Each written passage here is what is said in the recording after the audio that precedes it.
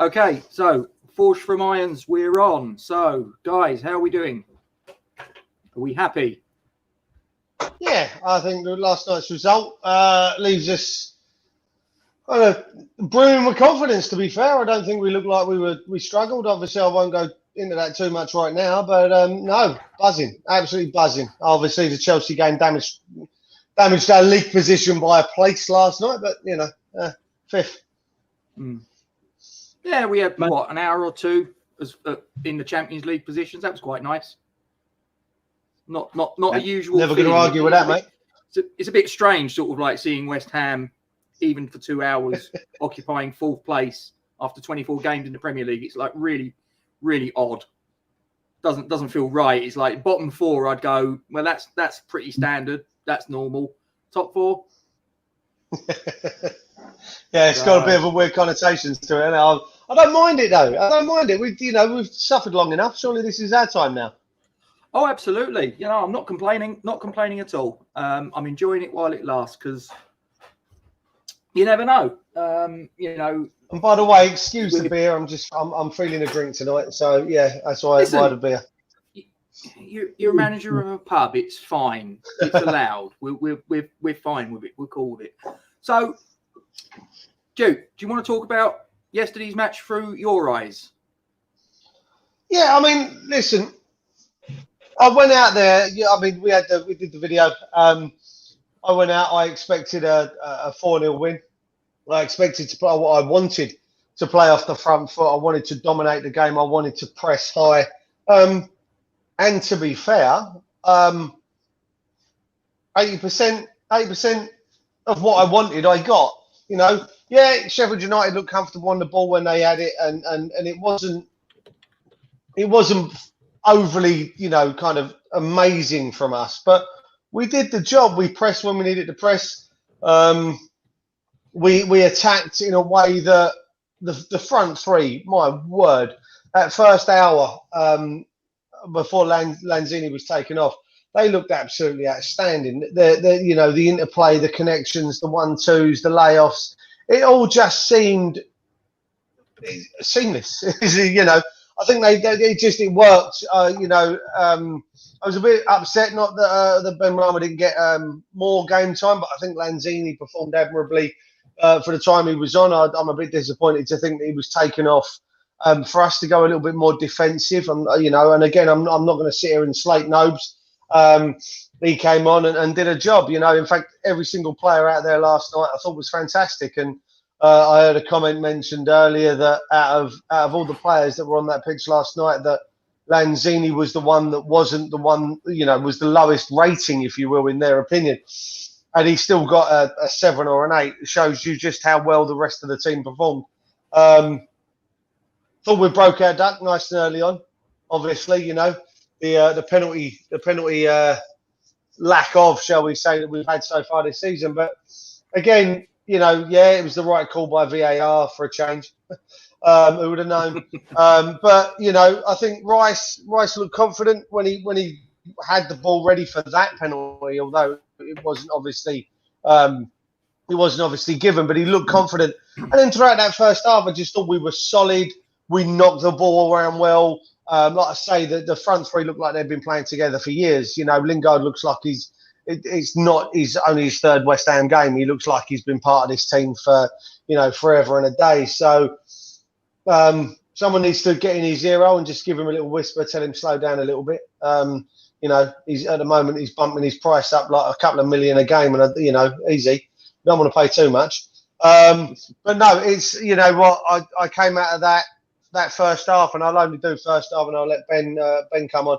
But I thought that first half was superb. I thought we controlled play. Wouldn't necessarily say 100% dominated it, but we controlled it, and I never thought once in that first half Sheffield United looked comfortable. It's interesting you mentioned Lanzini. I got to be honest. I hear what you're saying, but I respectfully disagree. I don't think he had a particularly good game. I mean, there was a little piece that I saw that sort of highlighted it, actually. He gave away the ball 8 times. Now, I appreciate that the position that he was playing might not be a position that he's used to, but at the end of the day, he's a professional footballer. I personally don't think he's the player he was before the injury. I think that's clear to see. No. This talk about him going for 15 million is the mooted price tag. I can't see we're going to get anywhere near that, quite honestly. I really can't. That's just my opinion. But like I say, I hear what you're saying, but I personally, I don't actually think he had that great a game, in my opinion. You say that, though. You say we won't get 15 for him, but PSG were interested in him in the transfer window, from what I'm aware. And were we not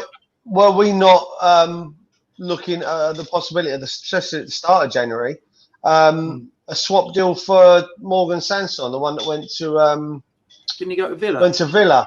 He went to Villa, but I do believe we were mooted as having an interest as a swap deal for Lanzini. So there's interest in there for him, and for us to put a £15 million price tag on it makes me think that the club think that they can get it for him. Don't get me wrong, we're not going to get it if no one wants to pay it. But then that's the same as Haller. I honestly didn't think we were going to get anywhere near what we got for Haller. So, listen, at the end of the day, I like Lanzini. I'd be quite happy to see him stay as part of a core, as that core attacking group of players that we've got. Obviously, he might find himself slightly limited, dependent on obviously who comes in the summer. But I personally, I'd keep him. I think he's a cracking little player. I enjoy watching him play, and he doesn't look uncomfortable when he's got the ball. No, that's true. But as I say, there was the stat. I looked at it 8 times. He gave the ball away, and I just think you can probably get away with doing that at home to Sheffield United. But when you're going away to, say, the Manchester Cities, the Liverpools, and places like that, if you're giving the ball away 8 times in a match, you're putting your team in all sorts of danger. Yeah, but then Declan Rice did exactly the same against Fulham in the first half. I think in the first 15, 20 minutes, Declan Rice gave the ball away probably 5 or 6 times in the first half of that Fulham game. So, I mean, and for us, Declan Rice is our golden boy. So, it's a difficult one. Like you say, he wasn't in his most comfortable position out there. And it is what it is. It could be a different conversation if we'd lost. We didn't. It didn't prove, fatal to us that he lost the ball when he did. Job done, really. Fair enough. So that's the first half as through the eyes of Duke. Ben, the second half, in your opinion? Can I only comment on the second half? Can you know? If comment on what you want, mate. Comment on what you want. Yeah, crack on. I do apologise for the screen. I think that might have been for first game of the season against Newcastle when I launched it at the wall. You know what I mean? So I've got a cracked camera. But look, I think well happy with the 3 points. Listen, we won 3-0, another clean sheet. A few players broke their duck for the season. Rice got his first goal. Diop got his first goal, and I think Frederick's got his first goal. So it's good that we shared the goals about. You know what I mean? Rice took the penalty, dispatched it. It was a bit of a bobbler, but it was right in the corner, and the goalie didn't get near it. Second goal, Cresswell. I've got Cresswell in my dream team on the Fantasy League. Do you know he's the highest scoring defender in the Premier League, on the Premier League dream team by some considerable margin. Fair play. So Cresswell is getting assists, he's getting clean sheets. Good to see Diop come in and get a header and a clean sheet. That'll do wonders for his confidence, I think. And just going through the team, do you know what? I mean, Rob, we're on a WhatsApp group, and sometimes I can be a bit vocal about, Bowen might not have done this, but sometimes that's when the emotions are higher. But, the dust has settled. I never listen to you anyway, so don't worry about it. But you know what, chaps? I was lying in bed last night. I couldn't stop thinking about. Easy. Oh, sorry, carry on. Yeah, we're before the watershed. Be careful. We're not the Arsenal fan TV. I I just couldn't stop thinking about how we've gone about our business this season. Not just the game yesterday. I'm so proud of this team. Like, I'm so, I'm so proud of David Moyes. I think all of our success is down to the manager. He's come in. His stock was low. He great job at Everton. Great job at Everton. Took the job at Man United, which quite frankly was doomed to failure for anyone who took over from Fergie. He's had a bumpy road at Sunderland and then in Spain. But you know what? To come in, how Moyes done, the first stint, and he was unlucky not to keep the job. Do you know what I mean? But we went big. We went for a manager that had won the Premier League, and we thought we're going for the big time. Let's have it, yeah. And it didn't work out. And for us to go back to Moyes, I think there's a bit of credit with the board to say we made a mistake. And I think fair play to Moyes for saying, okay, I'll take it on. And do you know what, mate? It's just, the team yesterday, we had a little discussion earlier in the week, and I thought the team that he picked yesterday was pretty much spot on with the players that were available. I could go through the team 1 to 11 and say, Fabianski played well. There's a few saves that he had to make. It weren't completely plain sailing. And I must admit, when we was 2-0 up and brought Noble on, I thought, why are we doing that? Let's go for the third. Let's go for the fourth. Because all the while we're 2-0, the game ain't put to bed for me. No, one goal changes it. All it takes is them to nick one little goal and then we're panicking. But I think that's what Moyes has brought to the team. There's a bit of a calmness. But when we're 2-0 up, we'll close the game out. You know what I mean? That's it. And I thought, going through the team, I think Dawson was excellent. What a true player. 90% of our fan base were saying, what are we buying him for? He can't even get in the Watford team in the Championship. You know what I'm saying? He's come in and done a great job. And, the way I see it, obviously, Bonner's had a great season, but you have injuries and you give someone else an opportunity. Diop's, we've spent a lot of money on Diop. He's come in, he's done a good job. So he's come in, clean sheet. He stays in the team as far as I'm concerned, until otherwise. But I must admit, I thought Rice and Souček in the middle of the park, they played well. You know what I mean? They probably played better. Sounds like you got your head in a bucket. I was going to say, sounds like he's drowning. All of a sudden, your voice changed. The sound wasn't there, but all of a sudden, it sounded like you got your head and put it in a tin bucket. Is that what it is? I don't know if you can see it, Ben. We've had a question in about you. All right, chaps, is Ben in a sauna? From some bloke called Dave Jenkins. Do you know him? No, that's where I'm going after, the old Stratford sauna, if anyone knows about that. Oh, yeah, say no more. So, do you know what, chaps? Watershed, it's before 9. What I will say is, I'm very, overall, very pleased with the performance. We can, and what I like about how and Moyes hit the nail on the head, there's room for improvement. Every game we're playing, you can think we can get better. You know what I'm saying? Ben Johnson, best player on the pitch. He was fantastic. Yeah. Brilliant. So composed. I think he had a coming in stats, boy. What you got for us on Ben Johnson? Well, I would probably go Jesse Lingard. I think he was marginally better, in my opinion. But if he got given man of the match, would I sort of like have a problem with that? Absolutely not. He had a fantastic game. And as far as I'm concerned, I'm a big believer in you don't change a winning team. So if we go to Tottenham on Sunday, if that's the 11 that goes out in that shape, I'd be fairly comfortable with it. Probably the only change I would make and I've touched on it a little earlier, you can probably work it out.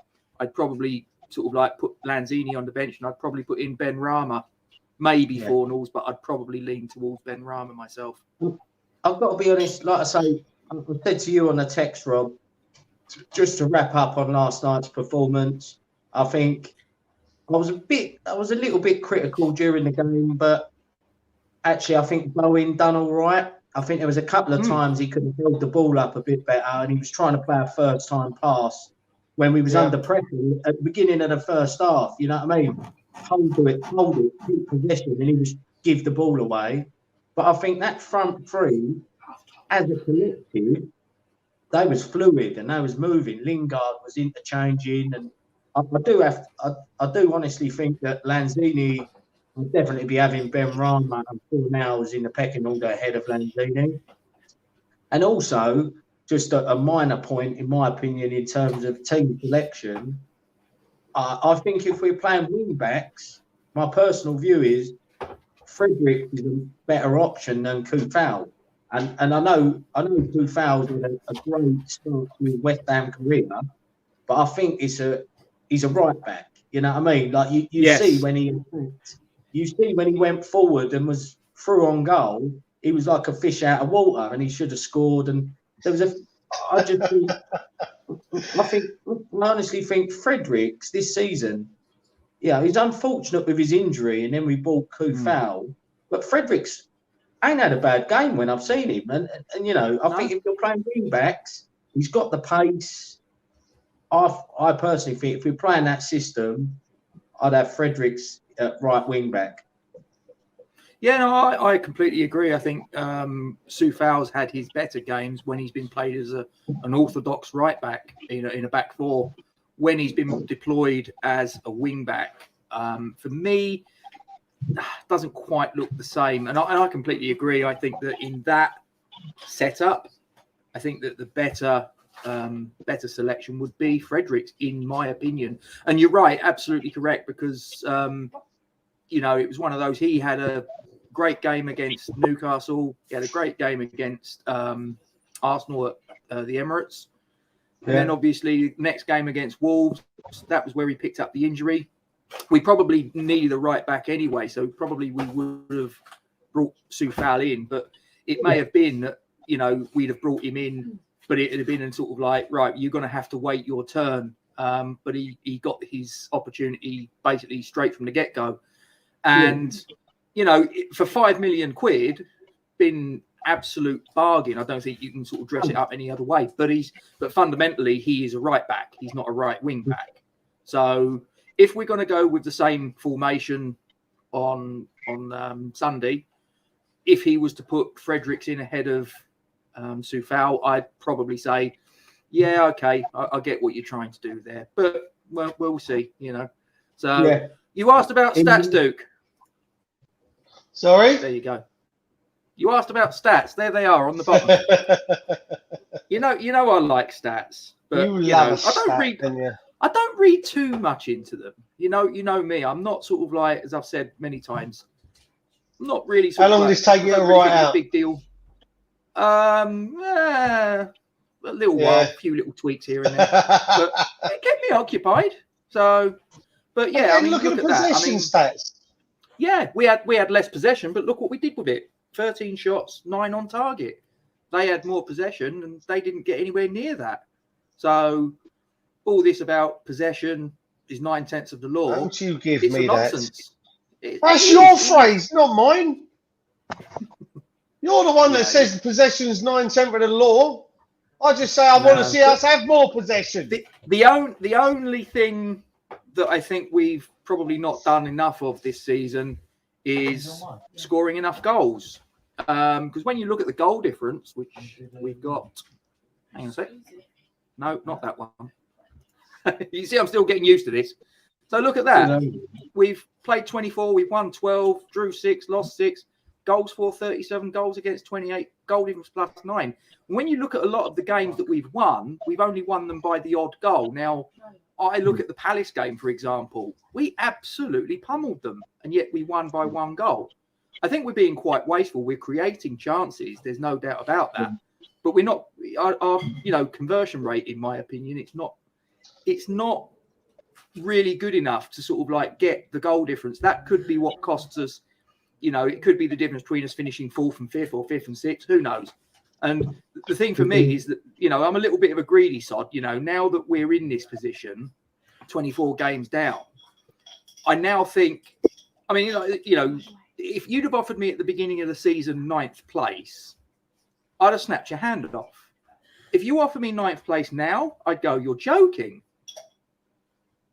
Yeah, but can I'll just put this to you then, Ben. Rob and Ben, one of you. Yep. I don't care. You say that, right? We've scored 37 goals, yeah? Yep. Chelsea have only scored 3 more than us. That's interesting. Leicester have only scored 5 more than us, and they're 3rd and 4th. So Liverpool, don't get me wrong, Liverpool have hit 45 goals. But let's take a look at Liverpool's front 3. Yeah. And let's run an argument on that. To say we've scored 37 goals this season out of Man U, right? Man U have hit 50, but have conceded 31. We've only conceded 28 goals. Yeah. Liverpool conceded 32. Everton 30. I think Chelsea, Leicester, and Man City are the only 3 in the top 7, top 8. If you include Villa have only conceded 24, but they've obviously played less games. But yeah, we're the 3rd best defensive, 4th best defensive record in that out of that. So you can say you moan about we haven't scored many, but three goals Chelsea, 5 goals. I'm not saying we haven't scored many. I'm not saying that we haven't scored many. What I'm saying, or not enough. You look at the chance. Well, if you look at the clear chances that we create on a regular basis. If you look at the chances that we're creating, clear chances on a regular basis, for me, I don't think we're converting enough of them. We're converting enough of them to get the win more often than not. Yeah. But I do think that there's some games that we've won by 1 goal where we should have won it by 2, 3, 4. Yeah, but then the same and could I've be said said for a about little while Arsenal. that I think if Arsenal 1-0 to the Arsenal, that's all they ever won. They won the league based on 1-0 to the Arsenal, didn't they? The offside trap. I grew up on that era of Arsenal playing. So you're right. I understand what you're saying, and I fully get behind what you're saying. As we should be taking more of our opportunities. But you know what? I'll take scrappy 1-0 wins in a way that puts us in Europe at the end of the season. For the rest of this season, I will take scrappy. In fact, I'll take 1-0 wins when we create 15 chances and we only score 1. Keep a clean sheet at the other end. I couldn't give a monkeys, to be honest with you. That's my opinion anyway. I'm nitpicking. I know I am. Listen, we're always going to find things to moan about. We're West Ham fans. I think we'd all agree on that, wouldn't we? At the end of the day, it would be great, and don't get me wrong, we're at home against the bottom team in the league. I would like us to have more possession than them. But at the end of the day, there's only one stat that counts, and that is we won 3-0 and we're 5th in the league now. So, look, there's room for improvement, and Moisey, that's what Moisey keeps driving for. And it's great. We've got a young team. We've got a young captain that's improving every week. You know what I mean? We're bringing in players that, Souček, Lingard, they've got a point to prove, and they're hungry and they want to do the business. Do you know what I mean? So I think, like I said, I was lying in bed last night. I couldn't sleep because I was just thinking, this is great. You know what I mean? This is just, what was thinking? What doesn't happen often. We're not used to it. We're not used to it.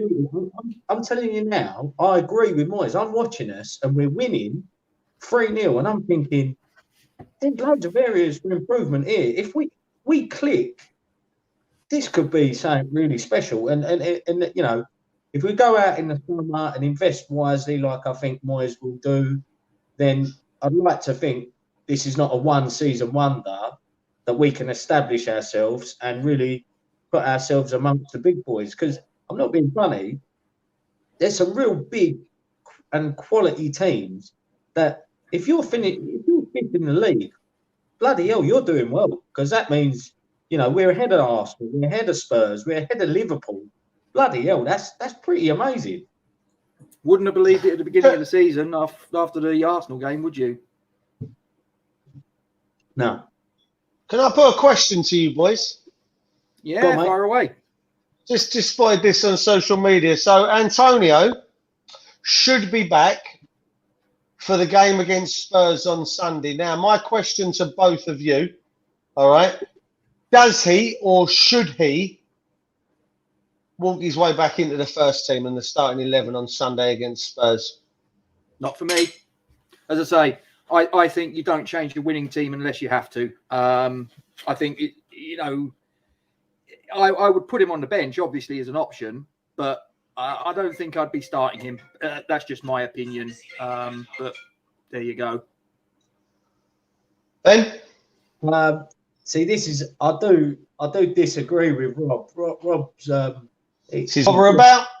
He says quite a lot. You don't change a winning team, so therefore you have to lose and pick the wrong team before you'll make that decision. No, not necessarily. I mean, I think if your form, and that's why I say probably the one change I might make might be Lanzini out for Benrahma, possibly Soufal out for Fredericks because he's a better fit at right wing back. But I think other than that, they're probably the only changes I'd consider making, quite honestly. Personally, for me, and it's not a shoe-in, it's not if he's fit, he starts. But I just think we want to go out and attack Spurs. I think, albeit that I think the front three played well yesterday, it's against the Sheffield United, bottom of the table team. And I think if Antonio's fit, I'd bring him in. And it would, in my mind, would make a couple of changes. I'd be bringing in, he'd be up top with Lingard supporting him and one of Benrahma or Fornals. I think that'd be my three. Fair enough. No problem. Gentlemen, I'm going to disappear just very, very quickly. I'm going to leave you to have a little chat amongst yourselves.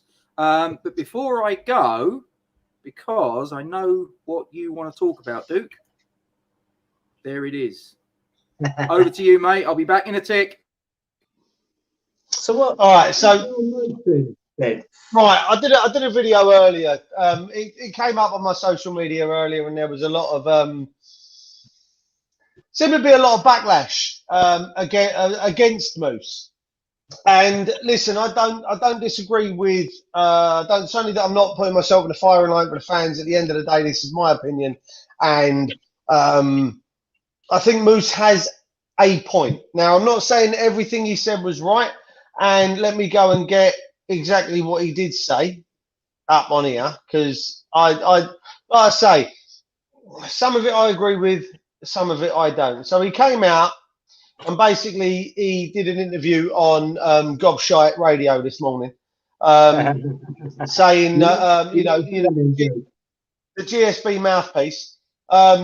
He turned around and he said that West Ham's position in the league, West Ham's fantastic season that they're having, comes down to the fact that there are no fans in the stadium at the moment. There's no fans in any of the stadiums.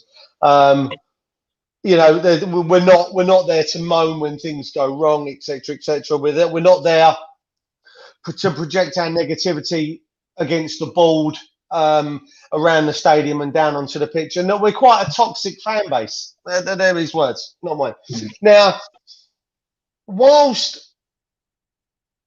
credit has to be given, and you touched on it earlier, while credit has to be given to Moyes, the backroom staff, the coaching team, the tea lady at Rush Green, and to the boys on the pitch, the players in the squad, credit has to be given to them. And I'm not taking anything away from the way that Moyes has set us up, the way that the way we look fitter now than I think the West Ham squad has looked for years.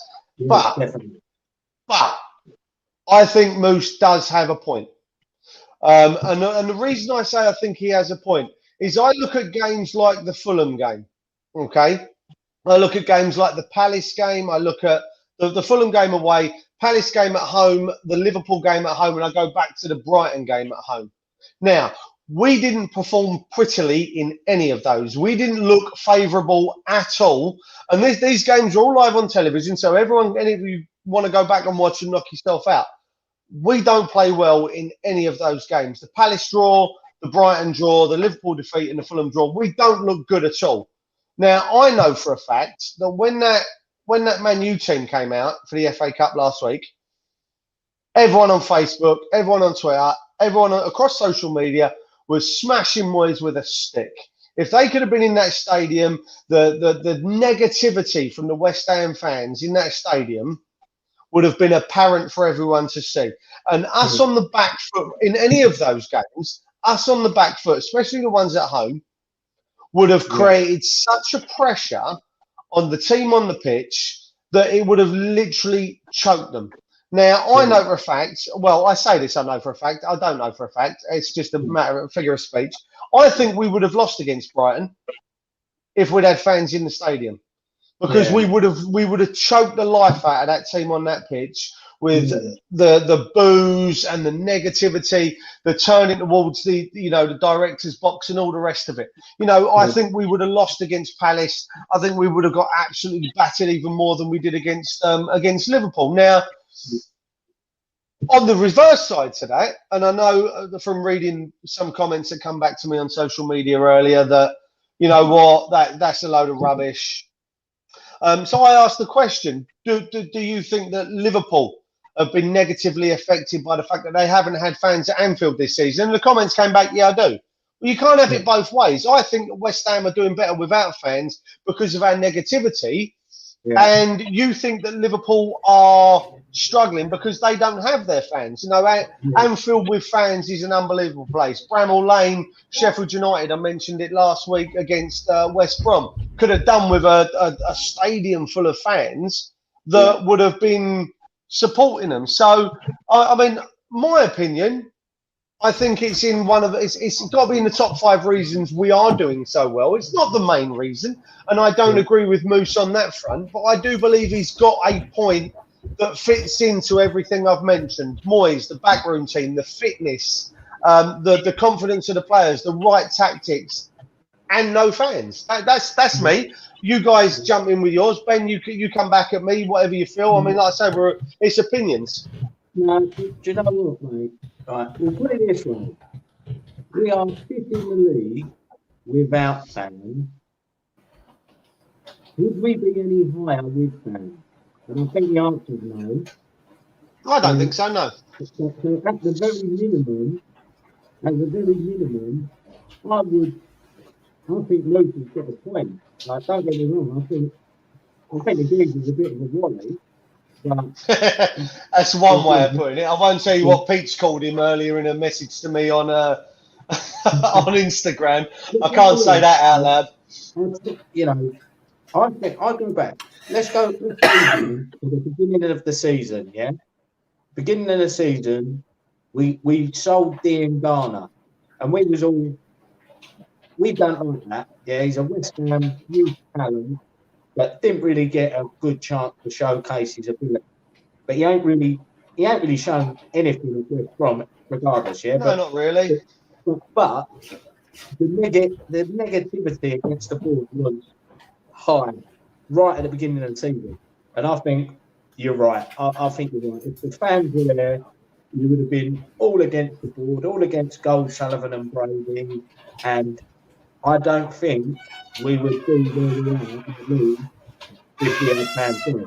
Now, what I will say, I hope that a lot of the fans are looking at what we're building this season and are thinking, it ain't all about going and spending £50 million. God's sake, Gatesy. You can build. I said, for God's sake, don't be worried while the man's talking.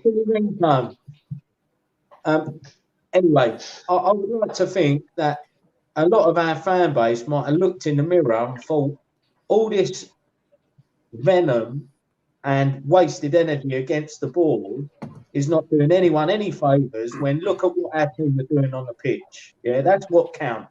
I don't care if we spend £1 million in pre-season and buy no one, as long as the boys are doing it on the pitch. I'd rather have Connor Coventry coming through and Ben Johnson coming through and Meepo coming through. So look, at the end of the day, does it sadden me to think that we've probably been better without the fans there? Yes, because I'm a big West Ham fan, and I think when our fan base are on it, we're an asset to the team. But when we're doom and gloom, like we have been for the last 2-3 years against the board, we're dragging the team down. So look, at the end of the day, I'd have to say, would I want to come out in public and say it? Obviously, I'll take that one. You just have. That one. Don't worry. You just have. Yeah. This is live. Yeah. But at the end of the day, but listen, it's an opinion. But I think I think Moose is probably right. I think if the fans were there, we wouldn't be fifth in the league. We wouldn't be in the bottom three. We might just be mid-table. Do you know what I'm saying? Yeah. Thing is, it's one of them things. It's all hypothetical, isn't it? It's completely something that cannot be proven. Would we have been better or worse with the fans in the stadium? We'll never know. It's as impossible question to answer as would Mike Tyson have beaten Muhammad Ali? You'll never know. It's like saying if my mother had a pair of testicles. Yes. No, it's me aunt. If me aunt had. Yeah, that's the one. You remember. I mean, listen, it's a variable we can't control. It's a variable. We can't go back to the Brighton game, put fans in the stadium, play exactly the same way, and see if we get a different result. Personally, I think if we put fans in and we were playing that badly, it would have choked the life out of the team and we would have gone on and lost. That's a point less than what we would have had, etc., etc. And listen, at the end of the day, I'm not on the GSB program.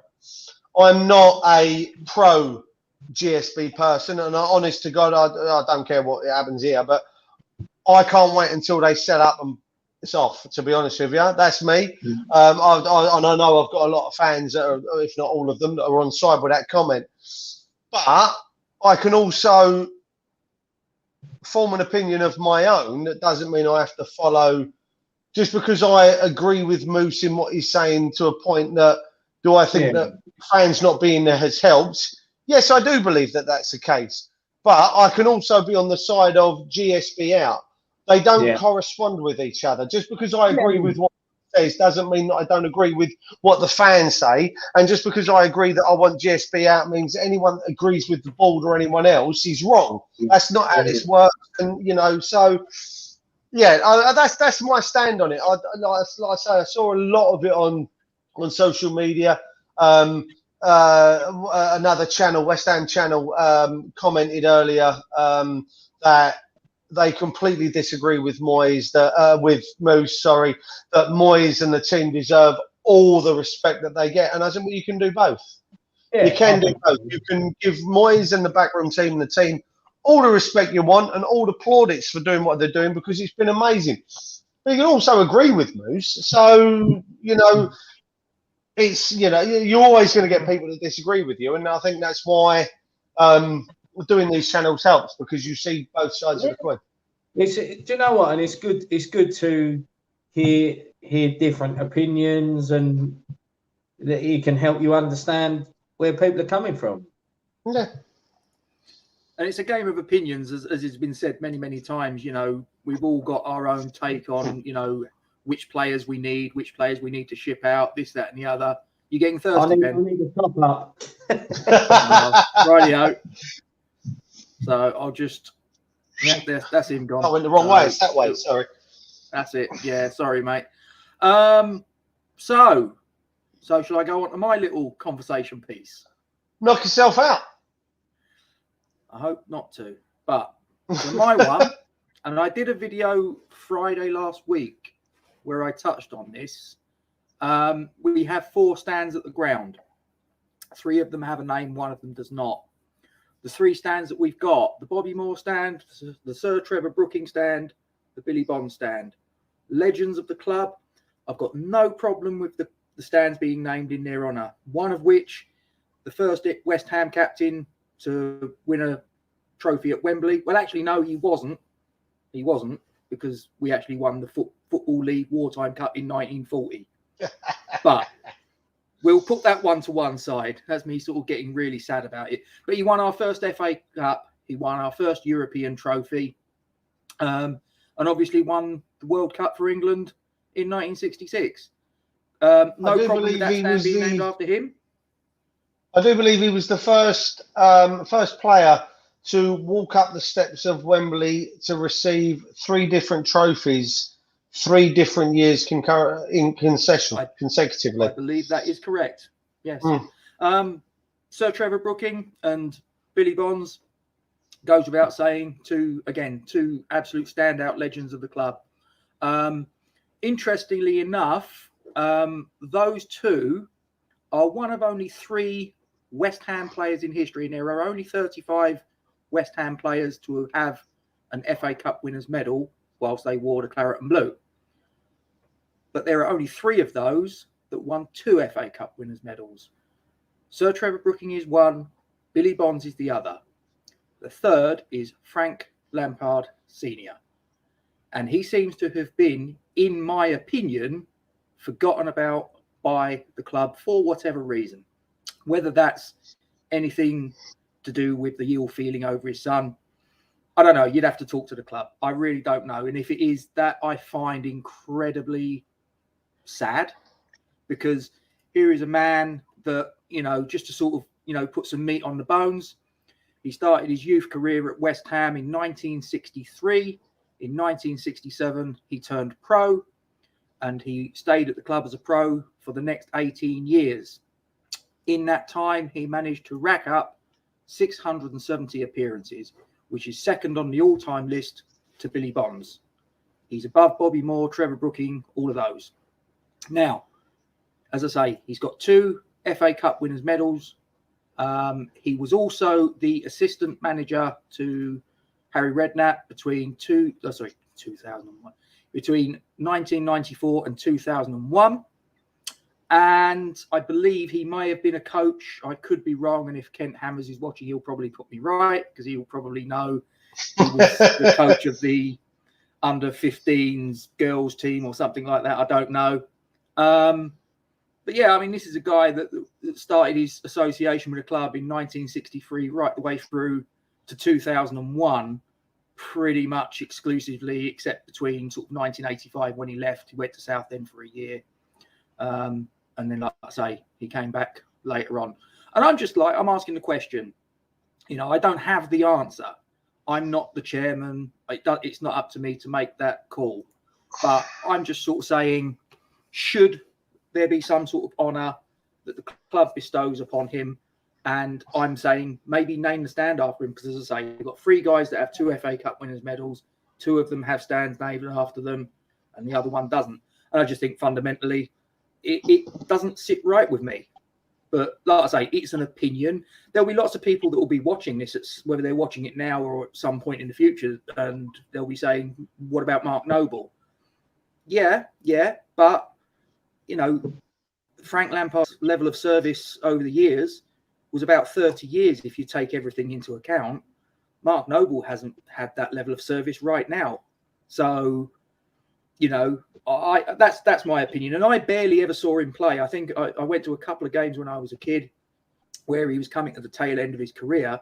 So most of what I've seen is video footage. But you just look at the sort of logistics of it. Like I say, second on the all-time list, 2 FA Cup winners' medals, one of only 3 men that did. And the other 2 got stands named after them. What's Frank Lampard Sr. got named after him? So over to you, boys. Tell me what your thoughts are. Ben, you take this first, mate, because I know where I stand on this one, and I've discussed it already with a couple of people. So you can have this one and hear your opinion. Before you go any further, though, I'd just like to stop, because I've just realised there's someone sitting in the green room, and this is someone quite a special someone in the world of West Ham YouTube channels. He's something of an internet sensation, I think it's probably fair to say. Jake, how are you, mate? It's a wee man. Did I do well on the intro? Did I do well on the intro? You did. You're doing a great job. How are you tonight? I'm Hi Duke and I'm Hi Gatesy. You okay? Yeah, mate. And We're good. Yeah, We're good to see buddy. you. That one's not Gatesy. Just to clarify, Jake, that one is not Gatesy. That one is not Gatesy. I'm Gatesy. He's not. You're the real one. He's the I'll tell fake you one. what. You've come just in time because we've got someone else that's just jumped into the green room. Oh, cheer me up because I know I sent the green room. I'll tell you what, if it's who I sent a link to about 20 minutes ago. The green room is packed, man. Where are the drinks Here he at, is. dog? Here he is.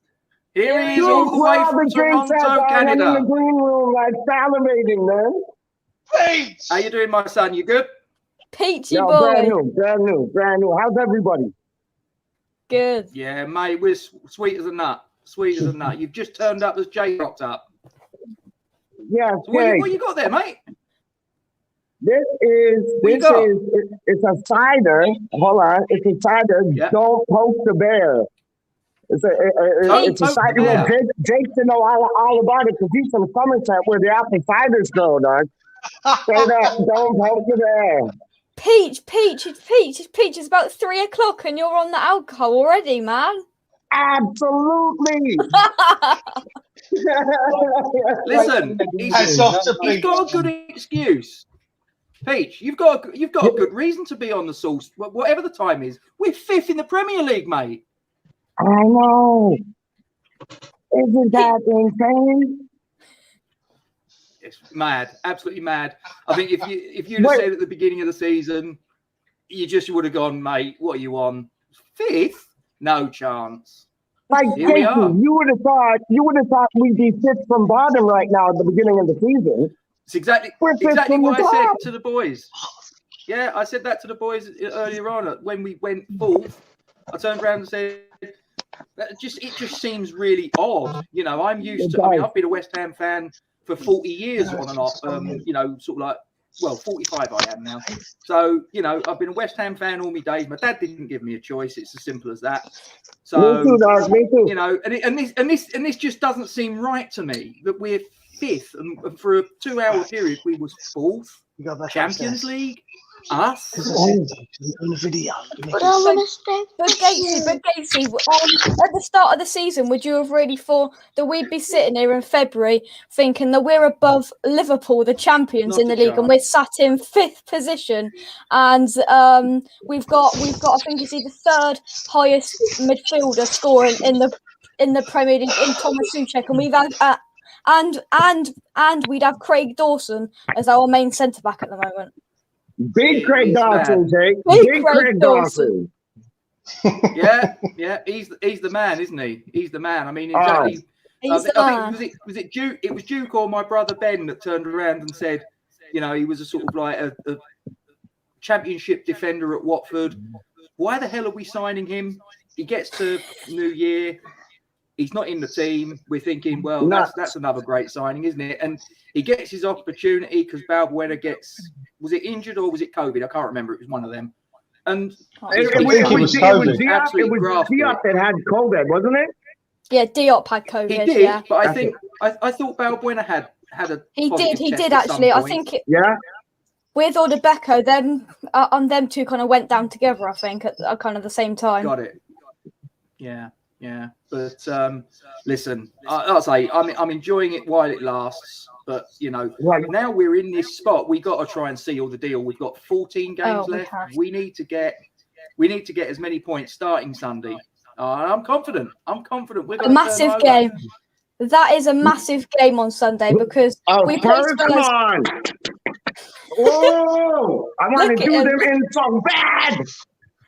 Oh, well, I mean, Spurs is a massive game anyway. But just that we're sat above them in the league, it's just incredible that we're there, and Peach is loving it, and everybody else is loving it, and it's just happy days. It is really, there you go. Peach, how cold is it over there, mate? Too cold. You're bloody freezing. Oh, Haven't you seen me on these other videos where I'm like shivering because it's so cold? No, he's got a 4-foot snowdrift behind him for crying out loud. Look at him. They're used to it in Canada. They're used to it in Canada. We have a little dusting of snow over here, and everything grinds to a halt. Canada's used to it. They get this regular. So they've got snowplows and they've got chains to put in their tyres. It's like, oh, that's it. Country stops. Wait for it all to thaw out. You're used to it, Peach. Yeah, but it's nice. There's sun out today. It's like at least when you get the snow here, there's sun out. You know what I mean? Like I know back home in England, man, it's like gray skies for like 90% of the day. And right, cheers for that. but here it's like you get sun. What, Jake? What? Cheers for that. Yeah, 95% it's raining. There you go. It's raining. We don't need reminding that we've got rubbish weather, Peach. We really don't. We look up and we go, oh, there's another grey cloud. We know. We're used to it. I'll tell you what. And I'll tell you what, we're West Ham fans. Yeah, from my opinion. But the gray clouds, like, you know, like remember in like the Snoopy cartoon when like there would be a gray cloud following like Snoopy or something? That used to be the gray cloud over West Ham, but now it's sunny days, man. That sounds like my mother-in-law. That's another story. We'll move on from that. We'll move on for that. I have to say, just go back to touch on the weather. I'd give anything, and I mean, apart from West Ham's position this season anyway, and this little rugrat next to me, I'd give anything to have snow like those guys have out there, because that is proper snow. When you have to carve your roads, through 50-foot snow drifts so you can continue your daily commute with your plows and everything else, that's snow. What we get, Jake, cover your ears, is it's rubbish snow. It's like when you guys get Duke, it's like slush. It's slushy snow. Yeah. It's not the real thing. You got the real stuff over there, isn't it? Look at Mini Duke. I want to score a prediction for Sunday, mate. While I got you on, score prediction for Sunday. Because don't forget, before you give your answer, don't forget, Tottenham have got a game on Thursday in the Europa League. So 4-1 then. 4-1. Yes, 4-1. Confident. You're going to give. I have to say, I'm not worried. I'm not worried about the Spurs game. No. Me neither. No, I'm not. Bring them on. They're in disarray right now. They're in absolute disarray. Mourinho hasn't got a clue what's going on with that side.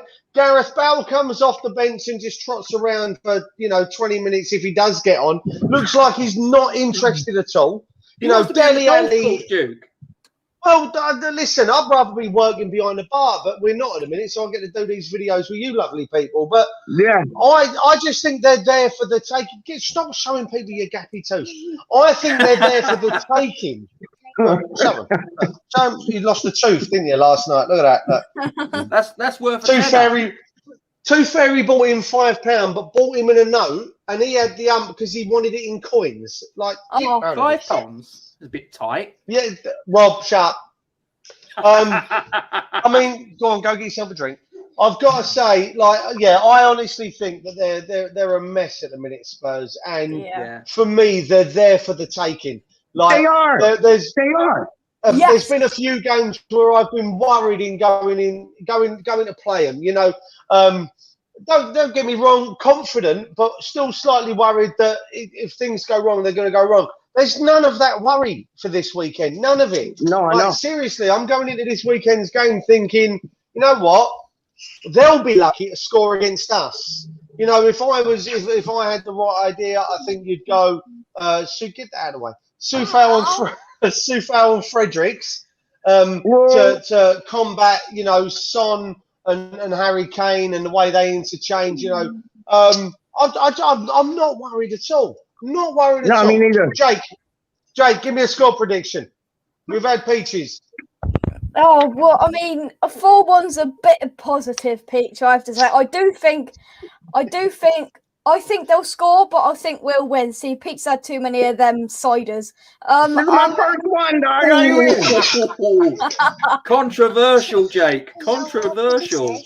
I love you, Peach. I'm gonna go 2-1. West Ham. Peach. We're on my show tomorrow night. Is there any apple ciders going to be involved tomorrow night? Absolutely. How do you mean? Gotta be done. I gotta big up Somerset, dog. How am I not gonna big up Somerset without drinking an apple cider, man? You know what I find though? You know what I find? And this is to all you guys. I find like Mourinho always gets it wrong on his second season with any club he's been at. His second season is always flop. It's not usually the second season so much though, is it, Peach? It's maybe the third, maybe the fourth. I'm actually really surprised that it's happened this early. But for me, and I'm loving it, don't get me wrong, I'm a West Ham fan. And third season syndrome he suffers from. Yeah. Well, yeah. I'm going to own up to something here, and don't judge me, guys. Duke knows, but you two don't. My wife is a Spurs fan. Don't judge me. Listen. No, guys. I can't cook. She's a chef. It is what it is. Mate, I'm starved. What's going on? You want, that's it. I'm off.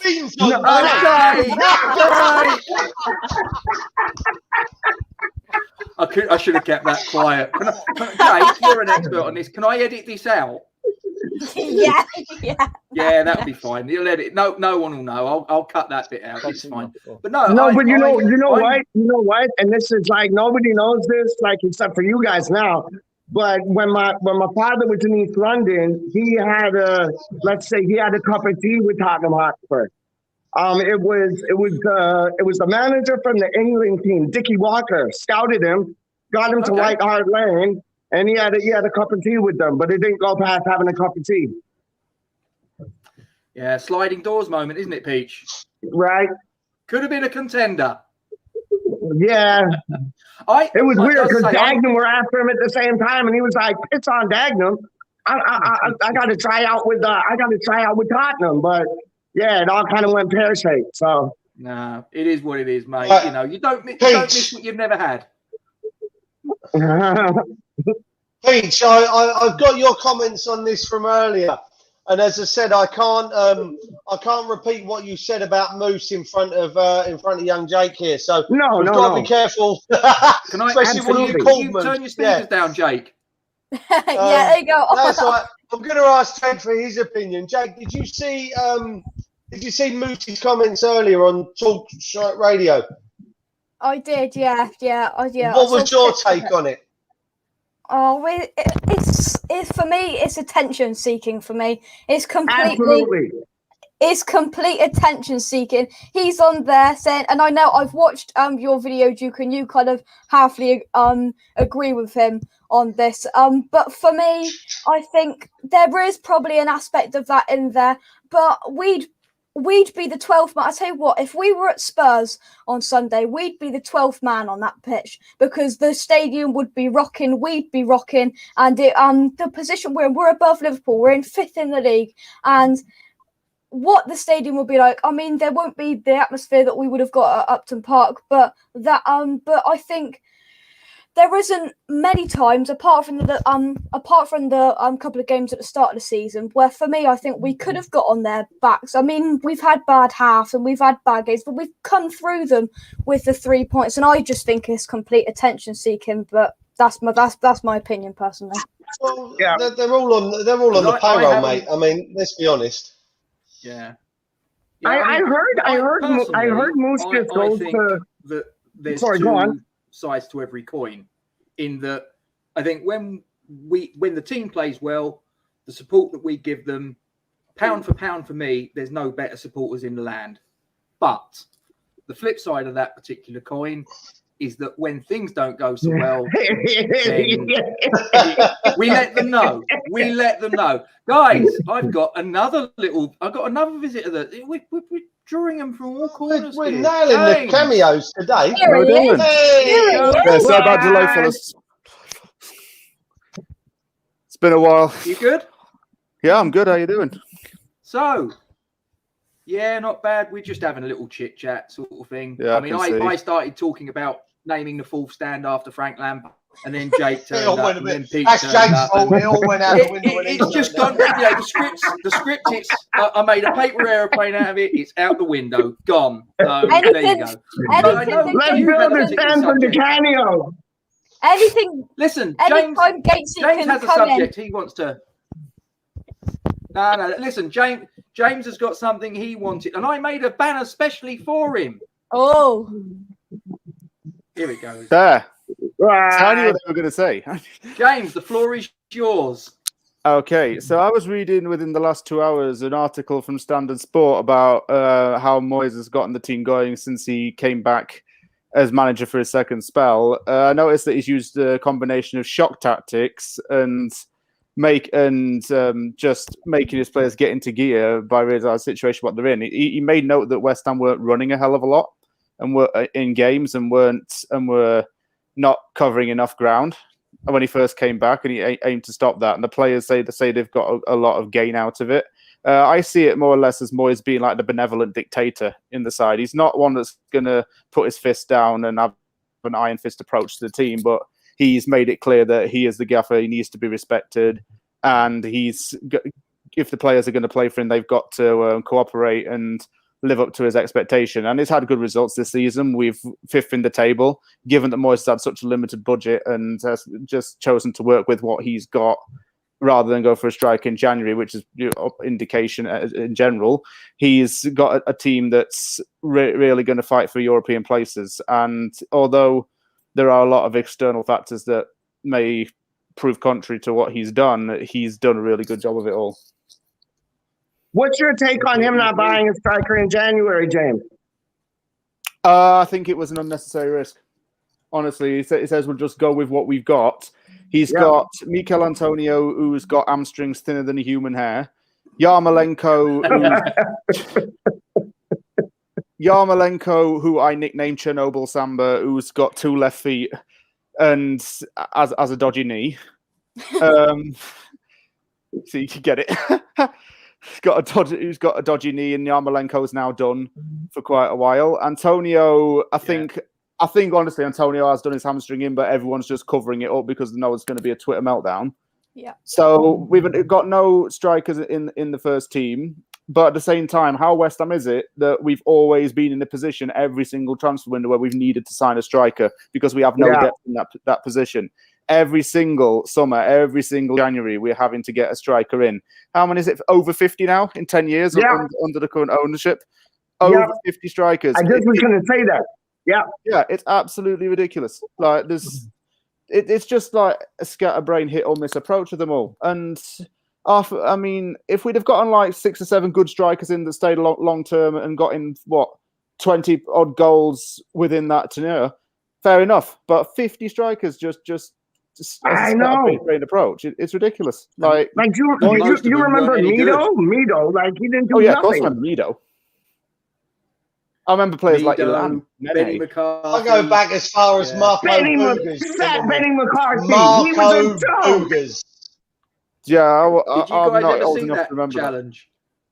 Honestly, go onto YouTube if you're a little bit sort of younger than me and Duke. I'm guessing you are, because we're sort of 28, aren't we, Duke? So keep quiet. Stop it.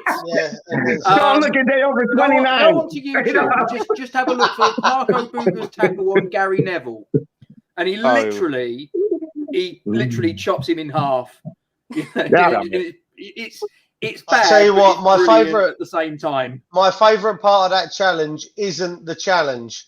It's the fact that Roy Keane comes steaming in like he does, ready to absolutely remove Marco Boogers' head from his shoulders, and Julian Dix comes out of the right shot of the camera or out of left field straight. And honest to God, no, Roy Keane goes, I'm off. I still am on. And Roy Keane literally walks out of shot like he wants nothing to do with Dixie, like absolutely nothing. And I made a comment. It must have been a couple of years ago now that I did turn around and say that if that whole thing between Keane and Haaland had happened between Keane and Dix, Dix would have had his leg. Dix would have had his leg amputated from the hip.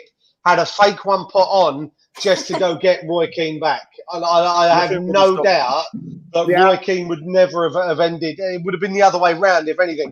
Dix was of a different ilk, and Keane knew that, and Keane bottled that when Dix came running over. And I mean, if you go watch it, Marco Buga's challenge, I promise you now, you watch Roy Keane, and it's honestly the only time I've ever seen Roy Keane go, I'll go somewhere else. I see you later on. Walks on. It's amazing to watch. Absolutely brilliant. You can honestly, pardon my French, Jake, but you can see him hit himself. It's fantastic. I love it. I love it. Roy Keane is a bit of a that, isn't he? Roy Keane is a bit of a that, man. Oh, yeah, but he's no Julian. James. No Julian at all. He couldn't lace Julian Dixon's boots, man. No, Julian Dix actually threw a grenade once. It killed 14 people, then it exploded.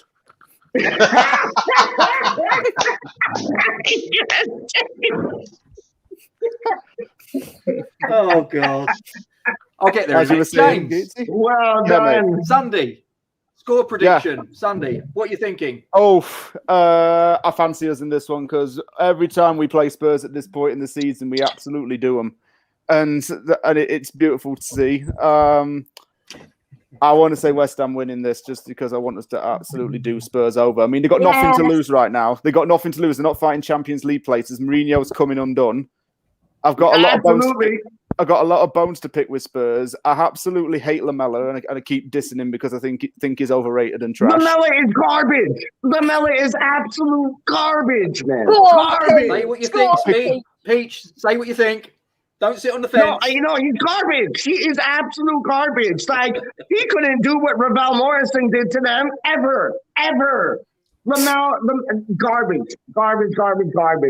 Peach. This man. That is a mic drop there. No, boom. Boom. End of the diss.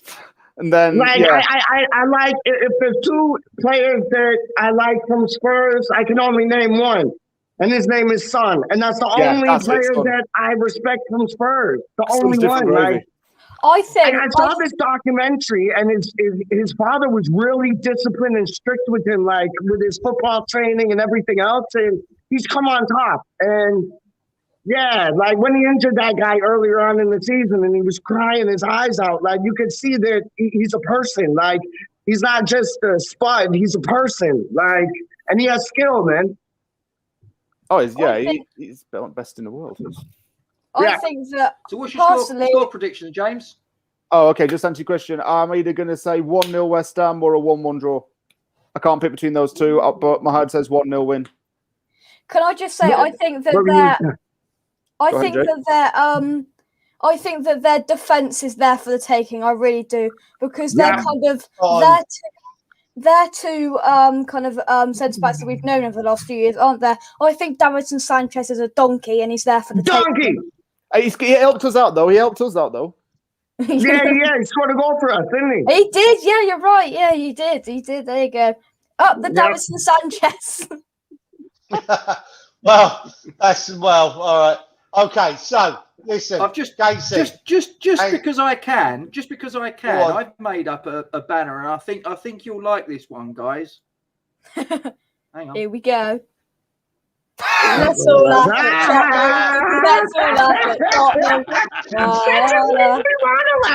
It's a little bit cheeky. It's a little bit provocative. But I couldn't care less. There's a kid in my class who used to wear a Tottenham shirt, and he had like Champions League logos on it and Deli. I just used to laugh at him all the time. Did he get beaten up a lot? Did he get his No, because over here where I live, no one understands it.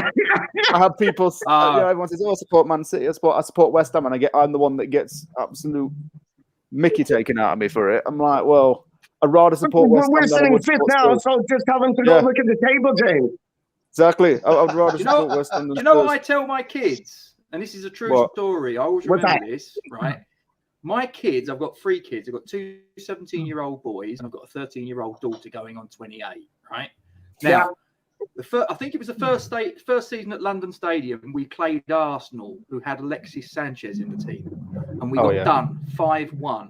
And my kids were absolutely pleading with me, Dad, can we go now? We've lost the game. It's gone. Please, we've had enough. Can't do that. And me, I've heard this story. No chance. Why? Because being a West Ham fan, and this is true, you stay there. Because let me tell you, right? Being a West Ham fan prepares you for all of the slings and arrows that life will throw at you. You put chucksha, not a problem. Agreed. You lose your job, easy. I'm a West Ham fan. I can deal with this disappointment. It's part of the territory. You see when Manchester United go down and it's like the 80th minute, they all bugger off. Always. We stay there till the very end and even sing a song after there was a kid at my uni who walked around in a Man City jersey. I mean, he's big into football, I get that, but Man City and he's I was sat next to him on the bus, he was like scrolling through and it says something about a former player. And I'm like, do you actually know who that is? Do you actually know who Colin Bell is? We had like an Arsenal fan who didn't know who Tony Adams was. It's like being a West Ham fan and not knowing about Bobby Moore. If you actually do that, you are blasphemous. That is disgraceful. Pete, what did you get in trouble for? Yo, so watch this. I'm outside this like physiotherapy place. And this lady just came outside and she's like, do you mind keeping it down? You're scaring the patients. Where are you? And what did you say? Did you say, listen, love, we're talking about West Ham. They're 5th in the Premier League. Quality, love you, Pete. It's live TV. Go. Only on. You've got to get off because you've got to go do your My Hammers 11. Is that right? You're off to see Russ, aren't you? Oh yeah. I've been listen. I just want to finish this up. Something for Jake to understand. So a few years ago, it was actually, God blimey, 16 years ago. I'm a big baseball fan. Who do you support? I'm a Red Sox fan, Pete, I'm afraid. Toronto Blue Jays, man. Come on. Get out of my localist team. So I like to read a lot of books, and I read a Stephen King book. Oh, yeah. And someone asked Stephen King why he always roots for the Red Sox. Now, I always liken the Red Sox to West Ham when I talk about them, for the fact that the Red Sox went 86 years without winning the World Series, winning a major trophy. And it feels the same way. The heartbreak is always the same. Doesn't matter what sport it is, it transcends sport. If you lose and you're not very good, then there's always heartache. And he was asked, Stephen King, the author, was asked why the Red Sox, and why do you give yourself? And it was more a case of to be able to love something unconditionally and not receive anything back, yet to still continue to carry on loving something unconditionally. And we all do that with this football club. Yes. And that's what every single one of us, those here on this video, us 5 here, everyone that will come to watch this, anyone that has watched it so far, any of the other West Ham fans that go week in, week out, we love this club unconditionally. And I've made some comments in the past that I don't regret saying them in the moment in time when I've said, balls to the, I'm not doing this anymore. But we always come back because there is an unconditional love. Jake, you've got so much of this in front of you, young man. You have got, I'll tell you what, in fact, let me rephrase this. I hope you don't. I hope you don't. Rob, how old are you? 13. No, you're not Rob. I know you're superb for your wrong way. This way, that's where you are. Rob, how old are you? This way. I'm 28. Don't give me 28. 28. Go away. 31. 31. I'm 40. I wish. I'm 40. I just don't look it. So you're 45. I'm 43 in November, right? I've supported this club, and I think the best I was 18 months old when we won the FA Cup in 1980, so that doesn't count. Brilliant. The best thing I've got is the Inter Bob Cup, the Inter Toto Cup that we won when we beat Metz, I think it was. That's the best I've got in my cabinet. Now, Jake, for you, I really hope there's more in your future as a West Ham fan. There will be James, for young Jake. As two youngsters, I really hope there's more. But I promise you now, as I've already told my son who you saw earlier, Logan, he's set up for years of heartbreak, the poor sod. Like, seriously, why do we do it to our kids? I know, Rob, you've done it to yours, and I've done it to mine. I found pictures earlier of my eldest. She's 16 now. And I found pictures of her at the 2005 FA Cup final. We went up to the bowling and up at the ground, and we watched it in the pub. Well, I say we watched it in the pub. We didn't watch it in the bowling. I actually watched it through the windows of the Central because someone had threw a pint glass at one of the TVs at the bowling and shorted all the TVs out, so we couldn't watch it in there anymore. So we watched it through the windows of the Central like this. In fact, I was walking to the bar when Dean Ashton scored, and I actually think I wore more beer than I actually ended up drinking for the rest of the day because the beers went everywhere. But for me, just touch on, and I'll wrap it up before I give it to Rob. He's over this side. There he is. We'll do this for love. Oh, bye, Pete. We'll do this for love because we're West Ham fans, and it's not always perfect for us, but we still come back for more. Me and Rob are starting out doing this channel, and we've to be honest, I started doing it because it's given me something more to do during this lockdown. As you guys probably know, I run a pub. I've been closed since November. I've been watching your guys' channels. I've been watching Gio and Gonzo and Russ, and it's helped me through just a horrible time, really. Just gives you something. I get up in the mornings and there's Gonzo's video at 8:30 religiously every day. He's back. And it gives me something to do. So I thank both of you boys for this. I thank Peach for just being Peach because he's amazing. Yeah, no worries. I also thank Rob for giving me this opportunity to just come on here. You know what? Listen, I'm not expecting to become like you boys. I'm not expecting to become like Gonzo and Gio and Russ with, I think we've got 16. I think we've got 10 followers on YouTube. I don't give a monkeys, to be honest with you. I put it on Facebook. I put it on my Facebook feed, man. Oh, well, you crazy Canadians will likely get another few hundred. Where in Canada are you? So, we've started up our Twitter page. We've started Facebook. For me, it's more of a hobby. I'm not doing it to go as far as these boys. I just want to thank you guys for coming on. I love that. I respect you three quite a lot. Peach, you're just amazing. You two boys, Jake, James, you've been doing this a significant long time, and you guys are amazing. I love watching the stuff. I go back, I watch all the older videos as well, and to see how far, especially you Jake, at your age as well, how far you've come. And the support you get Jake from is the doing West so Ham. brilliant, man. Yeah, Jake is doing like, Jake is a star, man. He's beautiful. Can I just say? He's going far, man. You can try, Jake. You can try and say if you want, if you can get a word in. Can I just say, don't go back to... He's gone.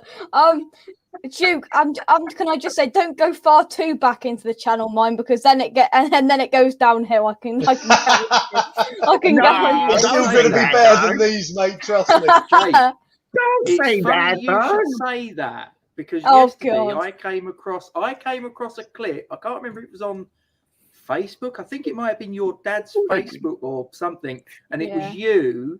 The game last season, West Ham 3, Chelsea 2. Oh, what a game! What a game! On Canada Day. It was it? Yeah. What a game! I never knew that. Yeah, and do you know what? I said to your dad, I said that it was absolutely brilliant to see you just bouncing around the place when Yarmolenko, because you were flip-flopping. Obviously, we went 1-0 down, if I remember rightly. Then we equalised. Then we went 2-1 up. Then it was 2-1 down. Yeah. You went sort of like from disappointed to elated to disappointed, and then and I was honestly, my daughter's the same age as you, my daughter's the same age as you, and I could see a lot of the joy that I see when West Ham score a goal, win a match, whatever, and I see it in her face, and I saw it in you, and it was absolutely beautiful to see. And I told you that. And seriously, you and James, you're doing a tremendous job. We're, as Duke says, we're not looking to sort of, you know, get thousands of subscribers. We're just having a little muck about. If people want to watch this, if people want to join us, if people want to sort of do whatever, fine, not a problem. But, you know, if it's just me and Duke's just sort of rattling off this, that, and the other about things going on at London Stadium, almost at the Bowling Ground, showing the age, then, you know, so be it, you know. But no, but you know what? Guys, that's when you get thousands of subscribers. Just doing it for not getting 1,000 subscribers. Honest. We're just two middle-aged blokes having a little chit chat, and if we can get you guys in every now and again that want to sort of come and have a little chit chat with us, and definitely we'll all talk nonsense together, then, you know, fine. And if people find that Listen, there's entertaining, nothing so better be to it. do than talk nonsense. Back. No. Back. No, go. everybody froze. Like, you're froze, you're froze, you're froze, you're froze. I'm not froze. What? What's he Everybody's doing? froze. He's paused. This is the thing when you go out He's, in minus 40 and you have your phone it's out. him, but he's just been accosted by the bird out of the physiotherapy department. She's come out and dragged him off. He's like, he's been up. We've gone on probably about a good 20 He looks like a minutes longer serial than killer. I'm Look actually at him. intended He's to. frozen. God, blimey, I tell you what, you want to meet that down a dark The only alley, thing would he you? can Look at kill him. is his breakfast first thing in the morning. He's all We right. apologise, Listen, Gatesy. Gatesy, we apologise for rambling on. But I'll have a chat with you about. it's fine. Everybody froze As me. Duke Oh, said, Christ almighty. I've got to go to the makeup department for Ress's My Hammers 11. So you must There ain't enough excuse me. makeup in the Guys, world, it's mate. been an absolute. It's been an That absolute takes a blast. while. It's been an absolute pleasure to have all of Oh, you definitely. on. It's been really great. and I'd love to see you again. Yes. Peach, Gatesy, let me ask you something. Go for What it. was your last game at London Stadium? The Southampton game Same before here. lockdown, the 3-0 game, Oh, brilliant. where it was Bowen, Antonio, and Yeah. Haller that scored. They all three played up front. They all scored, and I thought, great, this is the start of, and then done. Shut down. Yep. Bowen was on fire that day because We'll be- we had Arsenal away and we were robbed that day, weren't we? That was the last game We were. before lockdown. Yes. I was there and I was in the front row waiting for somebody to come over when we scored, and we came so close, and VAR robbed us out of that again. But What was yeah, that, 1-0, Jay? Was that 1-0. 1-0? yeah. Yeah. 1-0. Duke, what was your last game? Was it Southampton? Gacy's got to go. No, if I'm honest with you, mate, We'll go to see you, man. I haven't been a season ticket holder for years, just for the fact that I can't get out of the pub when we're open. My last game was a couple of years ago against Spurs when we lost at home. Yeah.